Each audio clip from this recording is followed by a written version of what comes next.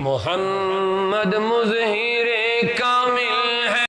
اور بڑی ایمان افروز حدیث ہے، میرے آقا کریم نے فرمایا قیامت کے دن ایک مظلوم گھٹنوں کے بر رب کی بارگاہ میں کھڑے ہو کے عرض کرے گا، یا اللہ انصاف کر دو، مجھے ظالم سے بدلہ لے کے دو، میں انصاف کا طالب ہوں۔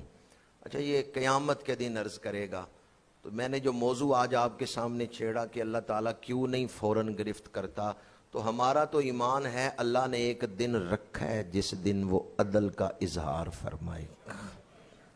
اللہ نے انصاف کے لیے ایک دن مقرر کیا ہے، اس دن انصاف ہوگا، ہر ظالم کیفر کردار تک پہنچے گا، ہر مظلوم کو اس کا حق دیا جائے گا۔ مالکی یوم الدین، مالکی یوم الدین۔ تو جب آپ کا یہ ایمان پختہ ہے کہ اللہ نے عدل کا ایک دن مقرر کیا ہے، تو پھر ظالموں کا ظلم دیکھ کے آپ گھبرا کیوں گئے کہ جی اللہ کیوں نہیں گرفت کرتا، اللہ کیوں نہیں ان پر عذاب نازل کرتا؟ اللہ کے بڑے راز ہیں، حکمتیں ہیں، اللہ نے دن مقرر کیا ہے، اس دن وہ ہر ظالم کو کیفر کردار تک پہنچا دے گا، ہر مظلوم کو اس کا حق دلا دے گا۔ تو حدیث پاک جو میں عرض کر رہا ہوں، اس میں ایک مسلمان نے دوسرے مسلمان پہ ظلم کیا ہے۔ ایک مسلمان عرض کرتا ہے گھٹنے ٹیک کے، یا اللہ مجھے اس سے بدلہ لے کے دو۔ اللہ فرمائے گا تو کیسے اس سے بدلہ لے گا؟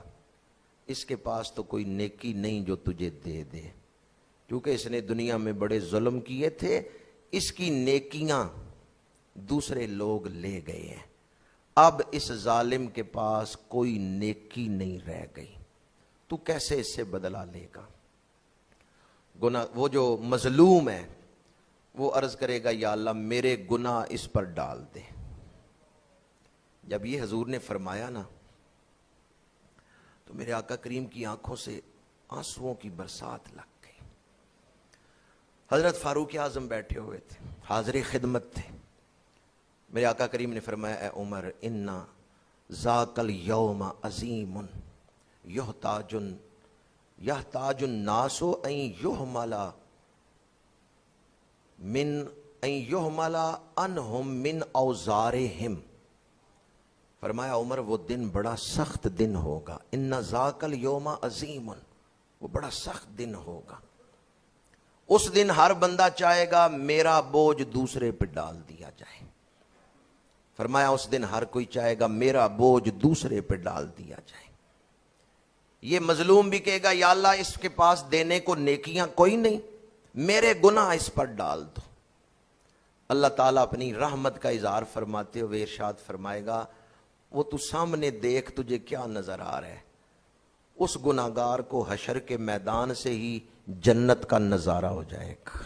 اس مظلوم کو وہ اتنے خوبصورت محل دیکھے گا، پکار اٹھے گا، یہ کسی نبی کے لیے ہیں یا شہید کے لیے ہیں؟ اللہ فرمائے گا یہ تیرے لیے بھی ہو سکتا ہے، تو اگر اس کی قیمت دے دے تو یہ تجھے مل سکتے ہیں۔ وہ مظلوم عرض کرے گا، یا اللہ میں عام گناہگار سا مسلمان، اتنے خوبصورت محل میں ان کی قیمت نہیں دے سکتا۔ اللہ فرمائے گا تو میرے اس بندے کو معاف کر دے، تو بھی جنت میں چلا جا، اسے بھی جنت میں لے جا۔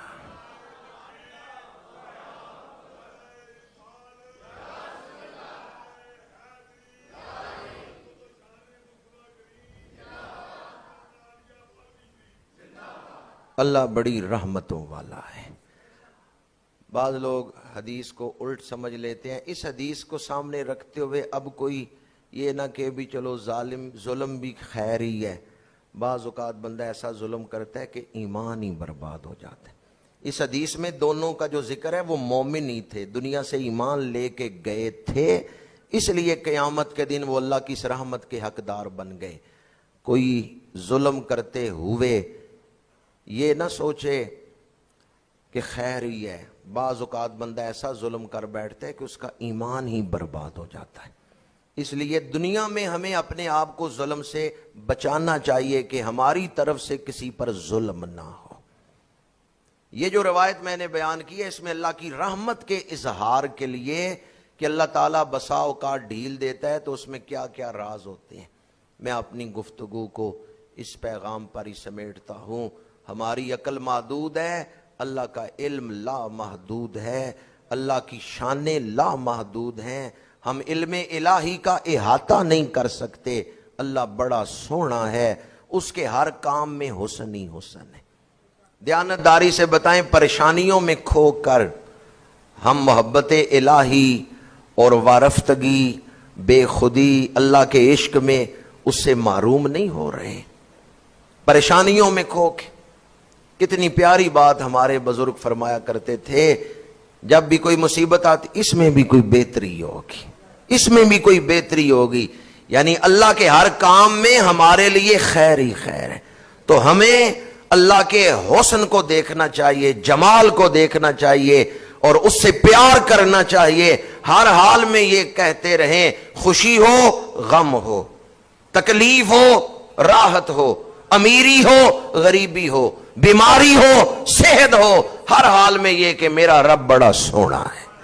میرا رب غموں کو جھٹک دے، میرا رب بڑا سونا ہے. اس کا ہر کام بڑا سونا ہے، اس کا ہر فرمان، اس کا ہر کام بڑا سونا ہے اور اس کا ہر فرمان بڑا سونا ہے.